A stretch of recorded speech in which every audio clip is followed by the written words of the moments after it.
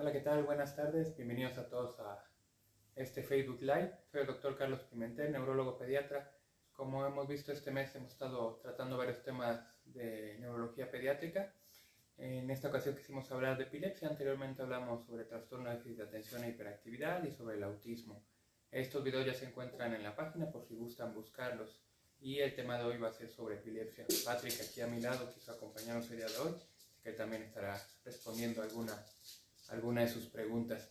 Entonces ya saben, pueden ir dejando sus preguntas en los comentarios y nos hacen favor de ir compartiendo el video para que más gente lo vea. Denle me gusta y váyanlo compartiendo con sus amistades para que más público llegue a esta transmisión. Entonces vamos a hablar un poquito hoy sobre la epilepsia, obviamente enfocándonos un poquito más sobre la epilepsia infantil, pero tratando de abarcar un poquito de sus dudas que pueden ser sobre este tema, ¿ok?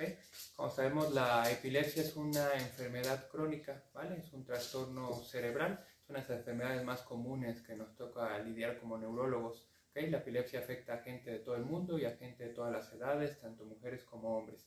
Entonces, ¿cómo vamos a definir la epilepsia? La epilepsia se define como la presencia de dos o más crisis convulsivas o una crisis convulsiva en una persona que tiene un mayor riesgo de presentar alguna segunda crisis convulsiva.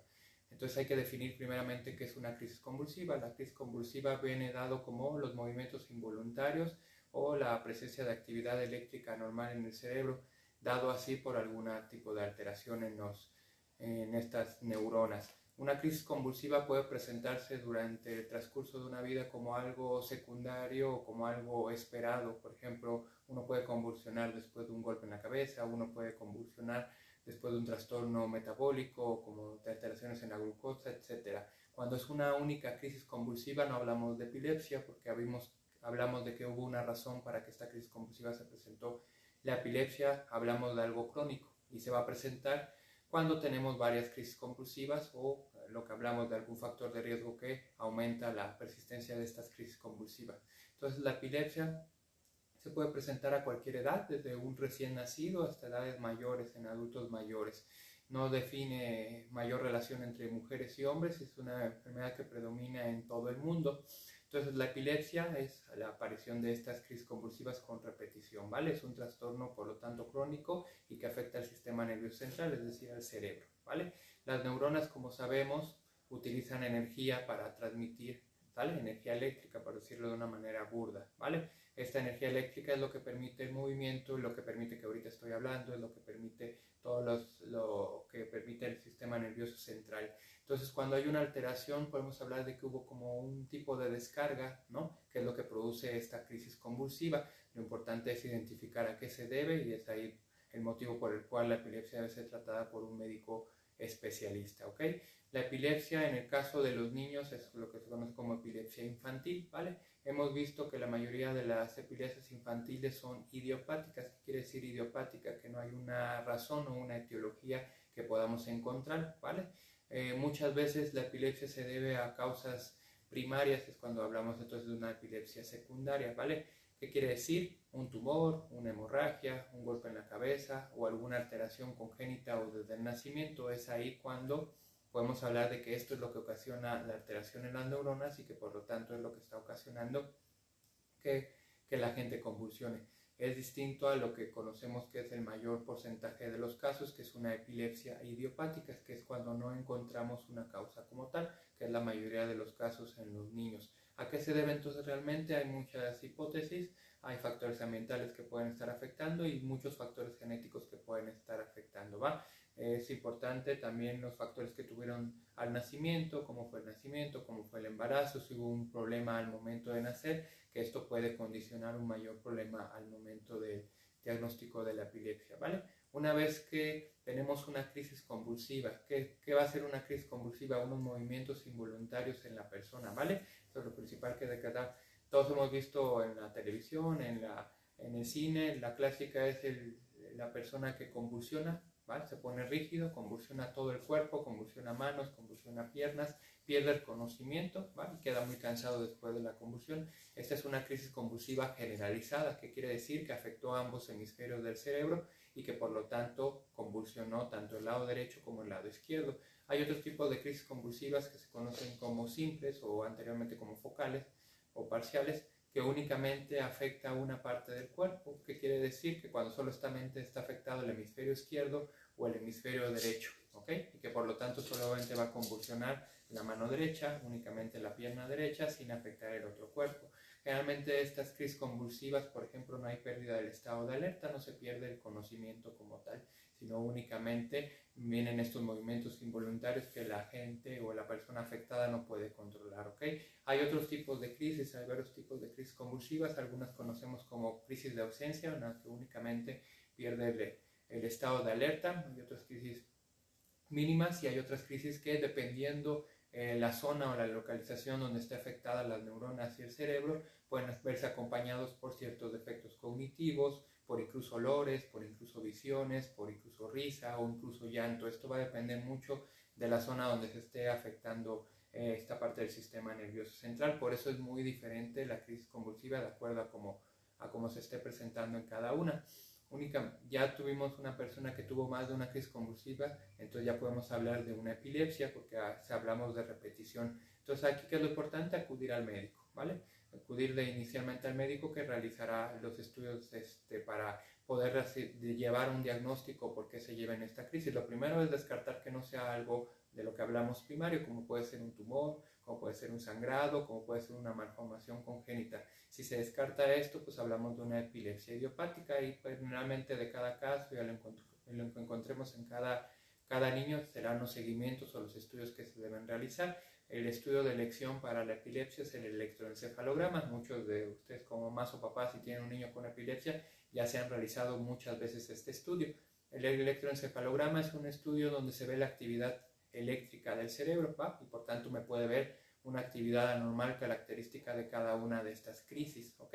Es un estudio bastante sencillo en el que se colocan cables alrededor de la cabeza, dependiendo de ya una normativa internacional, y este estudio nos va a servir para diagnosticar, o sea, conformar el diagnóstico y ver cómo va respondiendo al tratamiento y ver qué clase de crisis, porque cada una va a depender ciertas características en este estudio. Entonces este es el ideal para hacer en todo niño con epilepsia. Aparte, su médico va a pedir generalmente otros estudios, puede pedir algunos estudios de sangre y generalmente estudios de imagen para descartar que no haya alguna alteración en el sistema nervioso central como de las que ya hablamos. Una vez hecho el diagnóstico hay que hacer el tratamiento. ¿Okay? Afortunadamente ahorita hay muchos tratamientos a la mano. Esto va a depender de las características de cada niño, de si tiene alguna otra enfermedad y del tipo de crisis que esté presentando, ¿va? Si es una crisis parcial, utilizamos algunos tipos de medicamentos, y si es una crisis generalizada, utilizamos otro tipo de medicamentos. Algunos se llegan a controlar únicamente con un medicamento y algunos tienen que tomar 2 o a veces hasta 3 medicamentos, ¿vale? La epilepsia, los grados de cada una es muy distinta. Vamos a encontrar personas que únicamente convulsionan una vez al día y va a haber otros que convulsionan una vez por semana, una vez cada mes, o en casos muy difíciles presentan más de una, más de 2, más de 3 crisis convulsivas al día que se empiezan a presentar de manera frecuente. Entonces es muy distinto, las características dependen de cada uno, de la edad y del síndrome que pueda estar o no relacionado. Pero es importante que ya una vez hecho el diagnóstico se apeguen al tratamiento que les ha marcado su neurólogo pediatra, para que así llevemos un mejor control. Entonces, si tienen alguna pregunta, vamos a ir leyendo. Nos escribe Estela, le consulto sobre la epilepsia con punta onda continua durante el sueño lento. ¿Me puede contar? Este es un tipo, hay ciertas características en los niños que a veces se forman síndromes epilépticos, le llamamos. ¿Qué quiere decir? Que dependen de la edad, ¿okay? De ciertos síntomas y signos clínicos, características en el electroencefalograma, y esto es lo que nos da un síndrome epiléptico, ¿va? Hay varios síndromes dependiendo, el que me mencionas es uno de estos, una epilepsia con punta onda continua. Ahí te está diciendo, por ejemplo, la característica que tiene durante el electroencefalograma. Aparte de esto, tiene otras características clínicas. El síndrome, por lo tanto, debe ser tratado de manera específica. Que me digas que ya lo tiene significa que ya tiene un diagnóstico certero, ¿vale? Esta epilepsia que tiene buen pronóstico si se lleva a dar un diagnóstico y un tratamiento adecuado y un tratamiento precoz. Entonces, responde bien al tratamiento, ¿va? Si llevas bien tu seguimiento con tu neurólogo pediatra, no va a haber mayores problemas más adelante, pero es un síndrome epiléptico, que quiere decir que reunió ciertas características de acuerdo a los estudios que le hicieron, a la edad que tuvo el paciente y a las características clínicas que tuvo, ¿va? Algunas epilepsias no se van a englobar en estos síndromes, que son los que llamamos como epilepsias idiopáticas. ¿va? En la página nos habían preguntado también, nos comentaron el caso, por ejemplo, de una niña que tenía crisis convulsivas, generalmente cuando le subía la temperatura más a 37, 38 y que se reía un poquito antes de las crisis convulsivas, que si eso era normal. De nuevo, para decirte, había que revisar todos los estudios que le habían hecho, pero generalmente sí puede haber risa, puede haber hasta llanto, puede haber síntomas preictales dependiendo de la zona del cerebro que esté afectada, y el que presente mayores crisis o relacionadas con la temperatura es algo no normal, pero sí que desencadena este tipo de crisis convulsivas.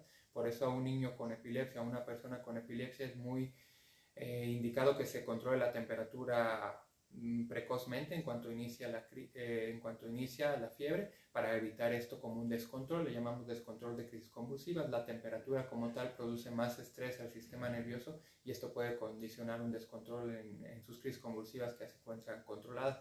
El desvelo, el consumo de ciertas sustancias y el no tomar el medicamento es otro de los factores que pueden descontrolar la crisis convulsiva. Nos preguntaban también aquí en la página que qué debo hacer yo cuando vea una crisis convulsiva, ¿vale? Cuando presenciamos una crisis convulsiva es una de las mayores dudas y preocupaciones y temores de los papás, ¿no? Si ya lo vivieron, si les tocó verlo, ¿qué hago si le vuelve a pasar, ¿no? ¿Qué hago? Entonces lo importante, lo primero es mantener la calma, ¿ok? No hay algo en ese momento que ustedes puedan hacer para detener la crisis, ¿sale?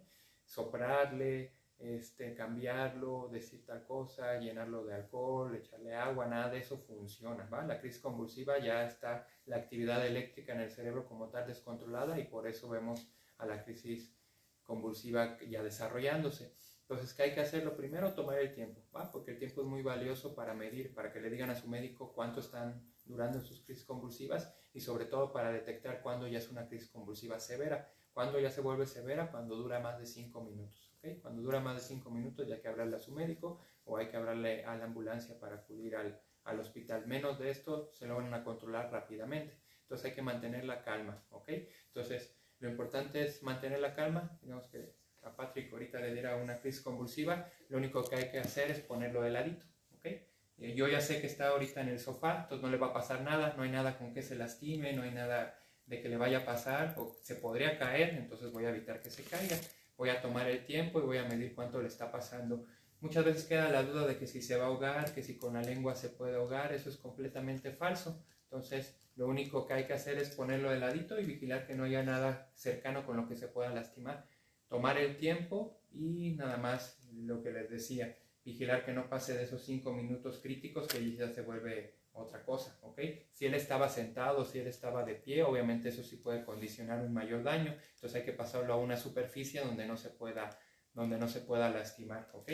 Fuera de eso no hay nada que ustedes puedan hacer en ese momento, es falso que con la lengua se vaya a ahogar, entonces no introduzcan lápices, no introduzcan nada para evitar que se muerda la lengua y demás, porque un lápiz es una pluma o incluso el mismo dedo, ustedes se lo pueden lastimar por andar intentando detener esto, y él sí se puede ahogar si introducimos un objeto extraño. Entonces lo importante es únicamente monitorear el tiempo y dejar que pase, ¿va? Algo que sí le comento mucho a los pacientes con epilepsia es que hablen con sus amigos, hablen con sus familiares, que todo el mundo sepa qué es lo que tienen, ¿no? Y qué es lo que pueden hacer en caso de que les pase, ¿ok? Lo importante es recordar que un niño con epilepsia debe llevar su vida normal, ¿ok? No es condición el diagnóstico de epilepsia para que no vaya a la escuela, para que no realice deporte, para que no realice todas sus actividades. Únicamente sí es importante que lo conozca el maestro, que lo conozca el maestro de deportes, que sus amigos también sepan que puede llegar a sufrir una crisis, para que entonces puedan adecuarse a esto y tratar de resolverlo, ¿va? Pero no hay nada en este momento que puedan hacer.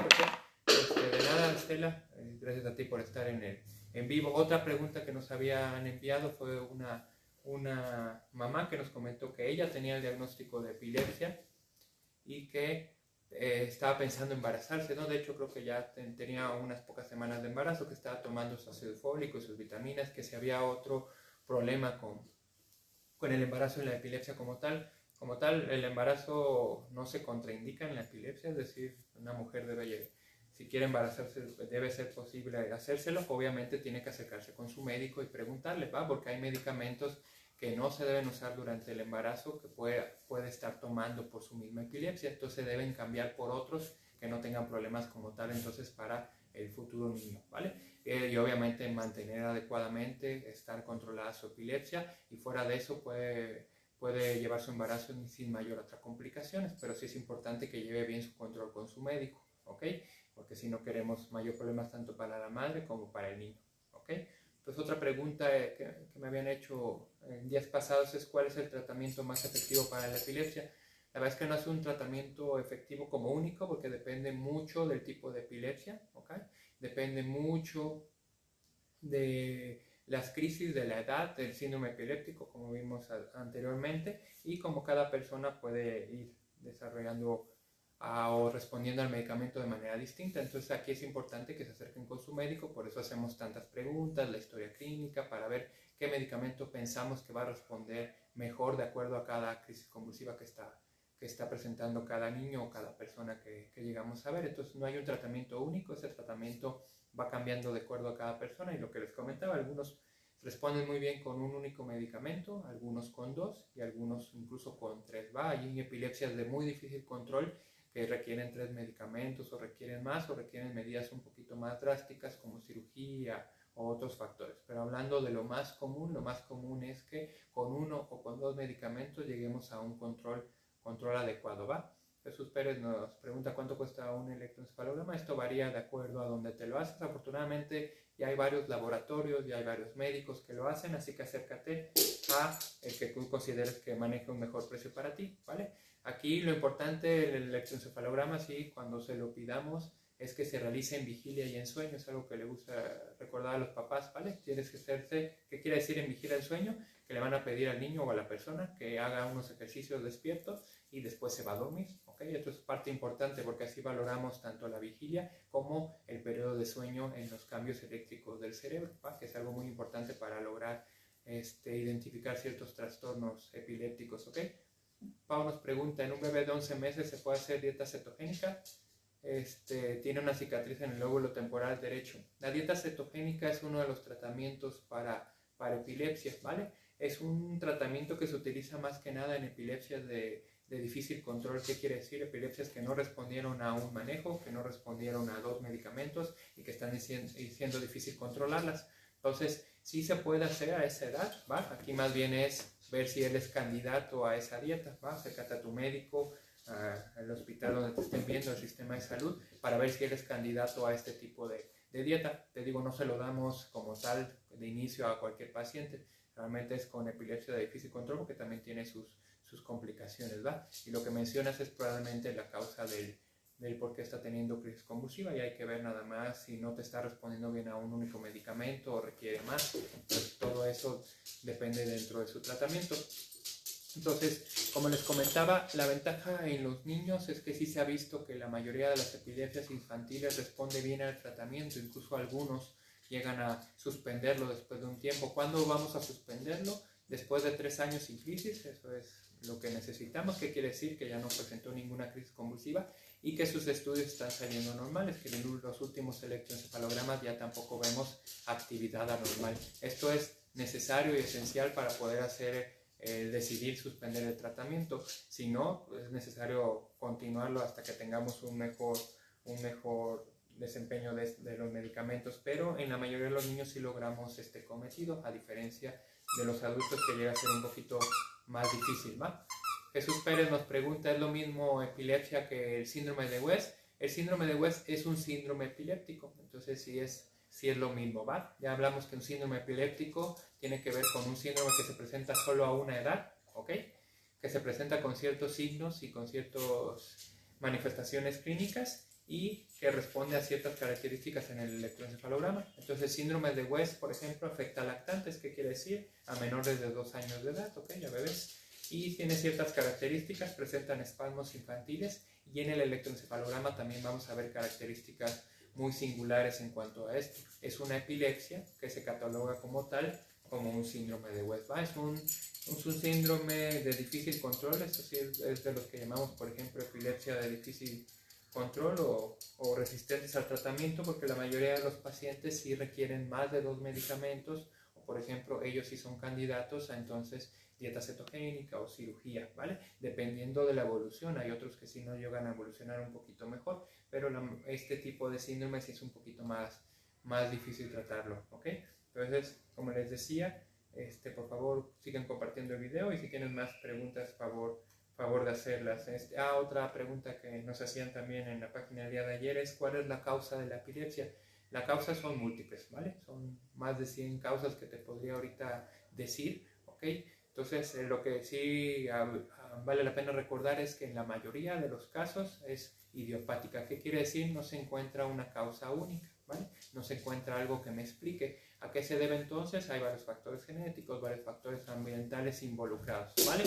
Entonces, si hay otros donde sí encontramos una causa específica, ¿ok? Por ejemplo, pues si hay un tumor, el tumor es la causa de la irritabilidad y por lo tanto del síndrome de la epilepsia, ¿no? Si hay un sangrado, si hay un posterior a un trauma craneoencefálico, es decir, a un golpe en la cabeza, bueno, ese sangrado es la causa de esa epilepsia, de esas crisis convulsivas. Algunos niños sí tienen alguna causa incluso desde nacimiento, que son cuando hay malformaciones congénitas, que hay malformaciones en el sistema nervioso central, pero la gran mayoría no encontramos una causa única, ¿va? Que es cuando llamamos como epilepsia idiopática. Entonces es importante porque muchas veces dicen, bueno, ¿a qué se debe? Pues finalmente, como muchas otras enfermedades, herencia, ¿va? Enfermedades, trastornos genéticos y ciertas cosas ambientales, ¿va? Nos pregunta Pau, aparte de Mozart, ¿qué otra música les favorece a las personas con epilepsia? Menciona que su hija tiene 11 meses. En sí, como tal, la terapia musical es más, ayuda mucho, ¿va? Mozart, Beethoven, cualquier música como tal estimula el cerebro, ¿vale? Entonces va a traer esa estimulación. Entonces cualquier música es buena, ¿vale? Cualquier música es buena, no se trata de que sea únicamente música clásica, pero sí que sea música con cierto ritmo, con ciertos acordes que va a estimular el cerebro. Puede ser que como a todo niño, ¿no? Lo que requiere el niño es estimulación, ¿va? Estimulación sensorial y una parte de esa estimulación es la música, ¿va? Entonces ahí va a depender de cómo es él. Tu hija todavía está muy chiquita, entonces cualquier tipo de estimulación le llega a ser muy buena, ¿va? Otra pregunta que me hacen mucha es que ¿por qué a su hijo no le había servido otro tratamiento y tuvieron que cambiárselo? Bueno, es lo que les decíamos. Siempre vamos a elegir el medicamento antiepiléptico de acuerdo a lo que nosotros consideramos que sea lo más efectivo para el tipo de crisis convulsiva que está presentando ese niño.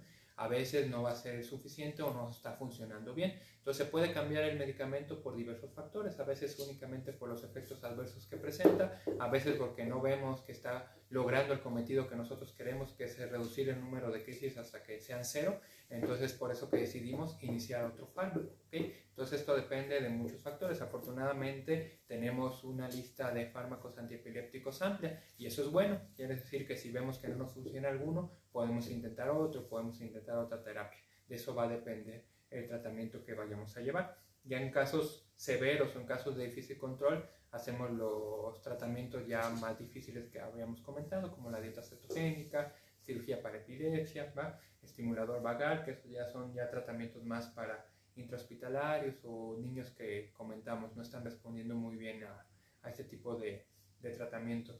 Entonces, recapitulando lo que hemos hablado hoy, la epilepsia entonces es un trastorno crónico, ¿vale? Es un trastorno crónico que se caracteriza por la presencia de 2 o más crisis convulsivas. También hay a veces que hacemos el diagnóstico cuando únicamente presentó una crisis convulsiva, pero el riesgo de que presente otra es alto. Por ejemplo, en niños que ya tienen un trastorno en el sistema nervioso central, datos de algún daño neurológico, pensamos que es más probable que presente una segunda crisis y por lo tanto hacemos el diagnóstico de epilepsia. Una vez hecho el diagnóstico, hacemos los estudios que necesitamos, como el electroencefalograma, estudios de neuroimagen, como la tomografía o como la resonancia, y una vez, dependiendo de estos estudios, más la clínica y el interrogatorio y la historia clínica, vamos entonces a iniciar el tratamiento específico para cada una de estas, ¿ok? Entonces, si no hay más preguntas, dejen su like, por favor, denle me gusta, denle compartir para que llegue este video a más gente. Espero que estos en vivo les haya sido de ayuda. Vamos a intentar hacer más pronto. Y pues nada más, si les quedó alguna, si están viendo este video más adelante y tienen alguna duda, déjenlo en los comentarios, también es factible. Y esperamos en una semana o en 2 también hacer otro en vivo con algún otro tema que ya estaremos publicando en la página. Una última pregunta que deja Jessica, dice: mi niña está diagnosticada con epilepsia por ausencia. difícil de detectarla, exacto. Las crisis de ausencia son unas crisis epilépticas también, pero son un poquito más difíciles de detectarla porque no vamos a ver una actividad epiléptica como tal, es decir, el niño no va a convulsionar, no va a mover todo el cuerpo. ¿Qué es lo que hace? Se queda únicamente ido, pierde el estado de alerta, por así decirlo, en esos segundos, porque son muy cortas, no duran generalmente más que unos segundos y regresa a lo que estaba haciendo. Entonces, son difíciles de detectar. Si tienen esta duda, acudan con el médico porque tienen características en el electroencefalograma muy específicas que nos dan ya el diagnóstico. Y por ejemplo, estas crisis de ausencia responden muy bien al tratamiento. Entonces, con el tratamiento, ya en edades más tardías, se llegan a recuperar por completo. ¿Ok? Entonces, bueno, un saludo a todos. Espero este live fue en casa porque debemos seguir en casa. Entonces, recuerden seguirse quedando en casa. Solo salgan por lo esencial y cuídense mucho porque todavía estamos en riesgo de la pandemia, ¿va? Entonces, buenas tardes y nos vemos.